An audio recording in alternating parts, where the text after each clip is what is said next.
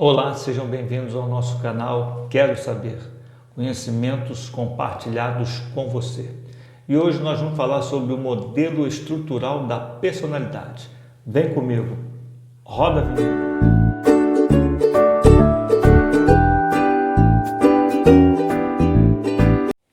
Olá, eu sou o Alexandre Alex e para mim é sempre uma alegria, uma satisfação poder compartilhar com você palavras que transformam e que nos trazem crescimento. Bom, hoje nós vamos falar sobre o modelo estrutural da personalidade dentro da psicanálise. Mas se você ainda não é inscrito, inscreva-se agora, ative o sininho para você receber novas notificações, dê um joinha, um like nos nossos vídeos, porque isso ajuda muito o nosso canal, e divulgue, compartilhe com seus amigos, seus colegas, para que a gente possa abençoar e ser abençoado, aprender e transmitir conhecimento uns aos outros. Bom, você já ouviu aquela frase, ou até mesmo você já falou algumas vezes, dizendo assim: você não tem personalidade.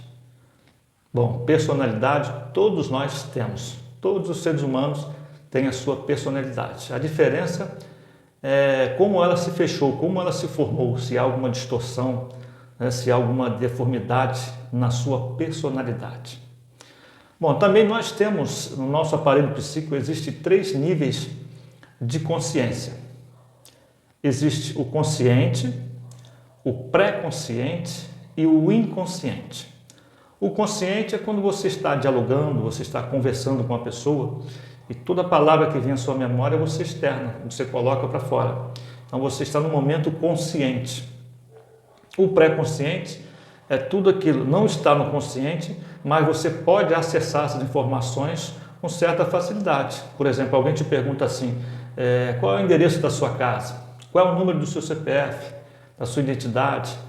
Em que ano você nasceu? Então, não está consciente, mas você acessa com certa facilidade. Agora, no inconsciente está a nossa maior memória, né?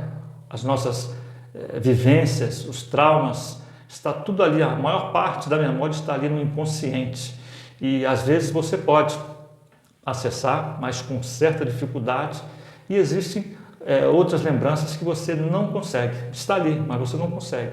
Se não houver um momento, se não houver um trabalho especial, você não consegue trazer à memória aquilo que está inconsciente. Então eu estou falando isso só para a gente poder entender um pouquinho, e mais à frente nós vamos falar mais, para podermos entrar na questão do modelo estrutural. Bom, agora vamos passar então ao modelo estrutural da personalidade em psicanálise.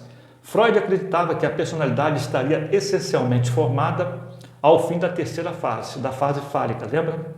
No vídeo anterior, por volta dos 5 anos de idade, quando o indivíduo possivelmente já desenvolveu as estratégias fundamentais para a expressão dos seus impulsos, estratégias essas que estabelecem o núcleo da personalidade. Freud desenvolveu em 1923 um modelo estrutural da personalidade, em que o aparelho psíquico se organiza em 3 estruturas. Vamos lá, as estruturas. A primeira estrutura é chamada de id, em alemão es, em português ele ou isso. O id é a fonte da energia psíquica, é a libido. O id é formado pelas pulsões, instintos, impulsos orgânicos e desejos inconscientes. Ele funciona segundo o princípio do prazer, ou seja, busca sempre o que produz prazer e evita o desprazer. Não faz planos, não espera, busca uma solução imediata para as tensões, não aceita frustrações e não conhece inibição.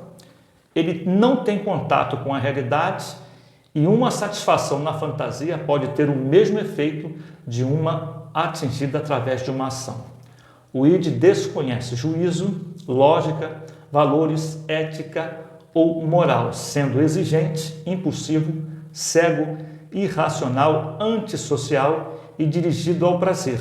O id é completamente inconsciente. É aquela fase em que a criança está aprendendo, né? Então ela anda em tudo quanto é lugar, ela mexe em tudo. Se você colocá-la na beira de uma pista onde passa carros para atravessar, ela vai atravessar porque ela não sabe o que está fazendo. Então, ela está numa fase, num momento, né, dessa estrutura. Essa estrutura id está sendo trabalhada na vida da criança. Agora vamos para a segunda estrutura que vem do id, que se desenvolve através do id. O ego, chamado ego, em alemão ich, ou em português eu, o eu. O ego desenvolve a partir do id, com o objetivo de permitir que seus impulsos sejam eficientes, ou seja, levando em conta o mundo externo. É o chamado princípio da realidade. E esse princípio que introduz a razão, o planejamento e a espera ao comportamento humano. A satisfação das pulsões é retardada até o momento em que a realidade permita satisfazê-las, com um máximo de prazer e um mínimo de consequências negativas. A principal função do ego é buscar uma harmonização, inicialmente entre os desejos do id e a supervisão, realidade, repressão do superego. A terceira estrutura é chamada superego. Ela também em alemão se chama Überik, super-eu em português, ou além do eu. É a parte moral da mente humana e representa os valores da sociedade. O superego tem 3 objetivos: reprimir, através de punição ou sentimento de culpa, qualquer impulso contrário às regras e ideais por ele ditados, forçar o ego a se comportar de maneira moral, mesmo que irracional, e conduzir o indivíduo à perfeição em gestos, pensamentos e palavra. O superego forma-se após o ego, durante o esforço da criança de introjetar os valores recebidos dos pais e da sociedade a fim de receber amor e afeição. Ele pode funcionar de maneira bastante primitiva, punindo o indivíduo não apenas por ações praticadas, mas também por pensamentos inaceitáveis. Outra característica do superego é o pensamento dualista, tudo ou nada, certo ou errado, bom ou ruim. O superego se divide em 2 subsistemas: o ego ideal, que dita o bem a ser procurado, e a consciência, que determina o mal a ser evitado. Bom, um exemplo aqui bem simples para a gente ficar, para a gente ter um melhor entendimento, é a figura de um cavalo, representando o id, o homem em cima do cavalo, representando o eu, o ego, e as rédeas na mão do homem para controlar o cavalo. O cavalo é o id, se deixar ele vai em qualquer direção, ele faz o que ele quer.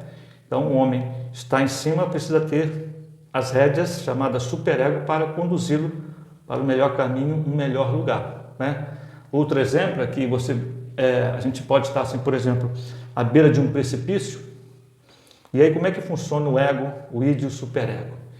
E aí na beira do precipício, o id diz assim, ó, pula, deve ser emocionante pular daqui, a sensação, o prazer daqui deve ser fantástico. E aí o ego começa a pensar, e o superego diz assim, ó, se você pular daqui, você vai se quebrar, certamente você vai morrer. Está vendo a altura? E aí quem tem que tomar a decisão de pular ou não é o ego, o eu. Então somos nós, né? Então por isso existem pessoas que se punem muito, porque possivelmente o superego dela foi criado numa rigidez, dentro de uma cobrança muito alta. Então qualquer pensamento, qualquer desvio em palavras, um palavrão, seja qualquer coisa que não condiz com aquilo que ela aprendeu, ela se pune, né? Ela se castiga, às vezes se autoflagela, porque o superego dela é muito, sabe, autoritário, é tirano demais. Então por isso é importante a gente, com os nossos filhos, nessa fase de 2, 3 até os 7 anos, ter muito cuidado do jeito que falamos, o que ensinamos, o tom da nossa voz.